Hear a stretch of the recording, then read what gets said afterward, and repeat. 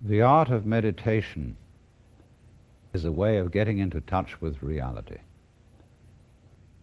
And the reason for it is that most civilized people are out of touch with reality because they confuse the world as it is with the world as they think about it and talk about it and describe it. For on the one hand, there is the real world,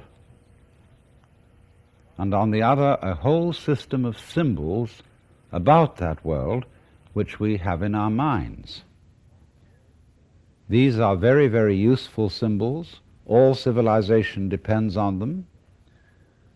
But like all good things, they have their disadvantages, and the principal disadvantage of symbols is that we confuse them with reality, just as we confuse money with actual wealth, and our names about ourselves, our ideas of ourselves, our images of ourselves with ourselves. Now, of course, reality, from a philosopher's point of view, is a dangerous word. A philosopher will ask me, what do I mean by reality?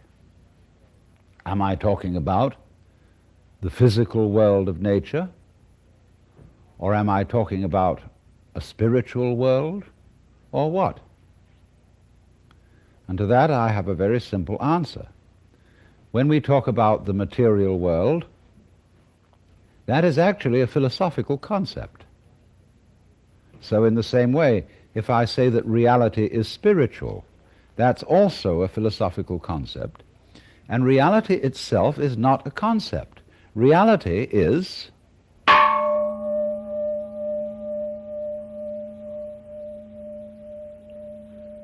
and we won't give it a name.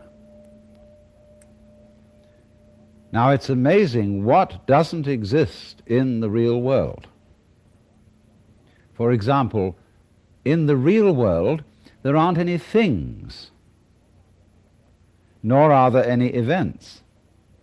That doesn't mean to say that the real world is a perfectly featureless blank.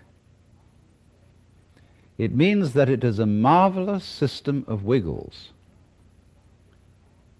in which we descry things and events in the same way as we would project images on a Rorschach blot or pick out particular groups of stars in the sky and call them constellations as if they were separate groups of stars. Well, they're groups of stars in the mind's eye, in our system of concepts. They are not out there as constellations already grouped in the sky. So in the same way, the difference between myself and all the rest of the universe is nothing more than an idea. It is not a real difference. And meditation is the way in which we come to feel our basic inseparability from the whole universe. And what that requires is that we shut up. That is to say, that we become interiorly silent and cease from the interminable chatter that goes on inside our skulls. Because, you see, most of us think compulsively all the time. That is to say, we talk to ourselves.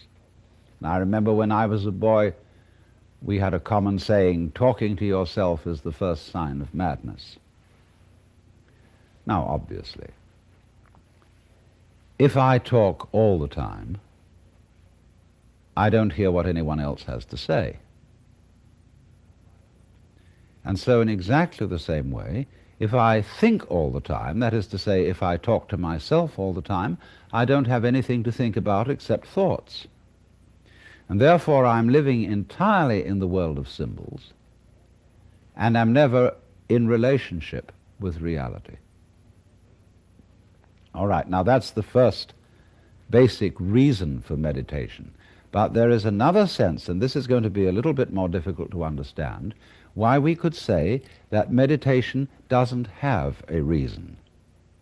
or doesn't have a purpose. And in this respect, it's unlike almost all other things that we do, except perhaps making music and dancing. Because when we make music, we don't do it in order to reach a certain point, such as the end of the composition. If that were the purpose of music, to get to the end of the piece, then obviously the fastest players would be the best. And so likewise, when we are dancing, we are not aiming to arrive at a particular place on the floor, as we would be if we were taking a journey. When we dance, the journey itself is the point.